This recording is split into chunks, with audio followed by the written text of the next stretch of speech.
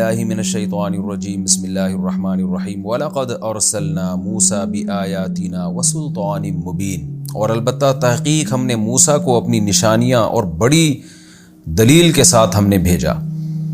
آپ کو معلوم ہے سورہ ہود میں پیغمبروں کے واقعات ترتیب سے چل رہے ہیں۔ نوح علیہ السلام کا واقعہ، پھر قوم عاد، پھر قوم سمود، پھر اس کے بعد لوط علیہ السلام کی قوم کا واقعہ، پھر شعیب علیہ السلام کا واقعہ۔ یہ ساری واقعات ترتیب سے چل رہے ہیں۔ اس کے بعد موسیٰ علیہ السلام کا، کیونکہ موسیٰ علیہ السلام کا جو وقت ہے وہ پھر شعیب علیہ السلام کے بھی بعد ہے۔ وَلَقَدْ أَرْسَلْنَا مُوسَى بِآيَاتِنَا، ہم نے نشانیوں کے ساتھ، وَسُلْطَانٍ مُبِينٍ، سلطان کہتے ہیں واضح دلیل کو، مبین کا معنی بھی واضح۔ تو بِآيَاتِنَا سے مراد عام معجزے ہیں، اور سلطان مبین سے مراد ہے بہت بڑا معجزہ۔ تو اکثر مفسرین اس طرف گئے ہیں کہ اس سے مراد ہے جو لاٹھی کو سانپ بنا دینا، اور وہ جو مقابلہ ہوا تھا موسیٰ علیہ السلام کا جادوگروں کے ساتھ، کہ ہزاروں جادوگروں کو موسیٰ علیہ السلام نے ہرا دیا، اور سب نے بیک زبان یہ اقرار کیا کہ آپ اللہ کے سچے پیغمبر ہیں۔ تو اتنی واضح دلائل کے ساتھ ہم نے بھیجا۔ یہ قرآن کیوں کہہ رہا ہے واضح دلائل کے ساتھ؟ تاکہ آگے جو فرعونیوں کو عذاب ہو رہا ہے اس کی وجہ سمجھ میں آئے کہ اللہ نے فرعون کو آگ میں داخل کیا، فرعون کے پیچھے چلنے والوں کو آگ میں داخل کیا۔ لوگ یہ نہ سمجھیں کہ اللہ تعالیٰ ظالم ہے۔ اللہ نے بتا دیا میں نے آگ میں اس لیے داخل کیا کہ میں نے موسیٰ کے برحق ہونے کے صرف نشانیاں نہیں بلکہ بہت بڑی بڑی نشانیاں دے کے موسیٰ کو بھیجا ہے میں نے۔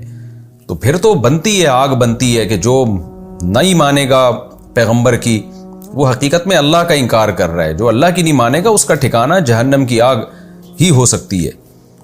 اِلیٰ فرعون، فرعون کی طرف، وَمَلَئِهِ، اور اس کے درباریوں کی طرف، یعنی جو بڑے بڑے وزراء اور سردار تھے۔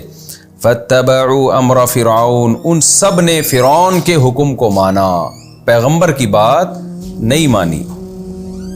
وَمَا أَمْرُ فِرْعَوْنَ بِرَشِيدٍ، اور فرعون کا جو حکم تھا، فرعون کا جو معاملہ تھا وہ درست نہیں تھا۔ تو قوم کیا دیکھ رہی تھی کہ پاورفل کون ہے، اسباب کس کے پاس ہیں، وسائل کس کے پاس ہیں۔ قوم یہ نہیں دیکھ رہی تھی کہ صحیح بات کون کر رہا ہے۔ موسیٰ علیہ السلام مسکین ہیں، غریب ہیں، غلام قوم میں پیدا ہوئے ہیں، یہ چیزیں قوم دیکھ رہی تھی۔ اور فرعون کے بارے میں دیکھ رہی تھی طاقتور ہے، بادشاہ ہے، حکومت میں ہے، ترقی یافتہ ہے۔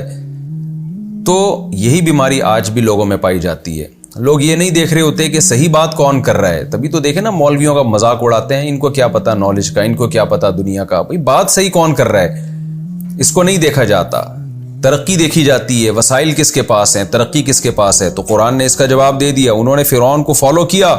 وَمَا أَمْرُ فِرْعَوْنَ بِرَشِيدٍ، حالانکہ فرعون کا حکم ٹھیک نہیں تھا۔ ٹھیک ہوتا تو پھر صحیح ہے، کوئی بات نہیں۔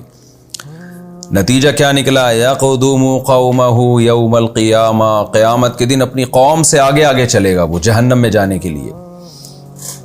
لیڈر تھا نا، اسی کو دیکھ کے لوگ دین سے پیچھے ہٹے ہیں، تو اللہ اس کو جہنم میں بھی آگے رکھے گا۔ فَأَوْرَدَهُمُ النَّارَ، اور پوری قوم کو آگ میں پھینک دے گا، آگ میں داخل کر دے گا۔ اب یہ مطلب نہیں ہے کہ فرعون خود اٹھا کے لوگوں کو آگ میں پھینکے گا، یعنی پھینکنے کا ذریعہ بنے گا، کیونکہ قرآن بلاغت کی کتاب ہے۔ بعض دفعہ کوئی شخص کسی چیز کا ذریعہ بنتا ہے تو ہم اس کی طرف نسبت کر دیتے ہیں۔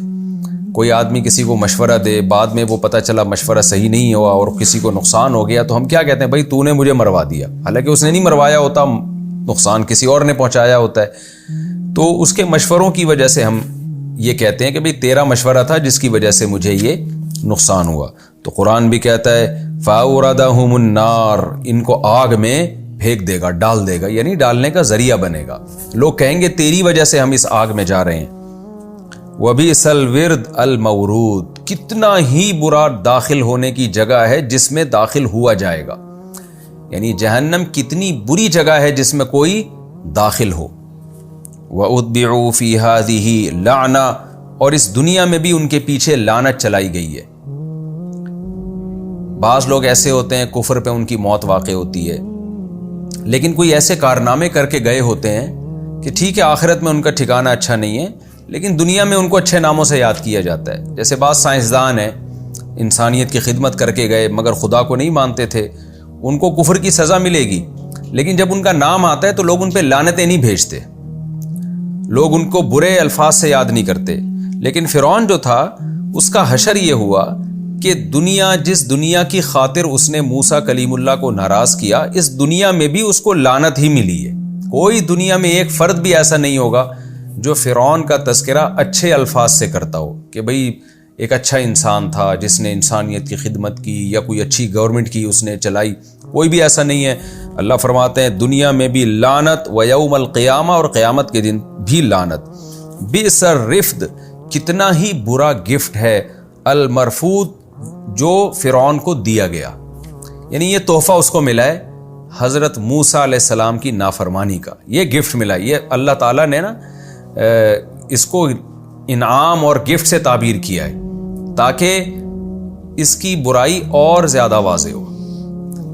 جیسے ہم کسی کو جب سزا سناتے ہیں نا تو کہتے ہیں کہ اس کو سخت ٹینشن میں ڈالنے کے لیے ہم کیا کہتے ہیں، تمہارے لیے تو میرے پاس ایک بڑا گفٹ رکھا ہوا ہے۔ وہ گفٹ کیا ہے کہ تمہاری تو موت کا فیصلہ ہو چکا ہے۔ بعض دفعہ ہم اس کو بری خبر کو خوشخبری سے تعبیر کرتے ہیں، بھئی تمہارے لیے تو خوشخبری ہے، وہ یہ کہ تمہاری موت کا فیصلہ ہو چکا ہے۔ تو اللہ تعالیٰ بھی برائی کی شناعت کو بیان کرنے کے لیے، اس کی برائی کو بیان کرنے کے لیے، اور جس شخص کو سزا دی جا رہی ہے نا اس کو، اور اس کے تاکہ اس کو ندامت ہو اور اس کو احساس ہو کہ میں نے کتنا غلط کیا ہے، تو اللہ بھی وہ الفاظ استعمال کرتے ہیں جو عام زبان میں ہم استعمال کر رہے ہوتے ہیں۔ اس لیے قرآن نے کہا بئس الرفد، کتنا ہی برا گفٹ ہے، کتنا ہی برا انعام ہے، کتنا ہی برا تحفہ ہے، المرفود، جو تحفہ دیا گیا ہے فرعون اور اس کی قوم کو۔ یہ تحفہ وہ ہوتا ہے نا عام طور پر جو کسی کے اکرام میں دیا جاتا ہے، تو اللہ کہتے ہیں تو نے حرکتیں ایسی کی ہیں کہ تیرے اکرام میں یہ گفٹ تجھے دیا گیا ہے۔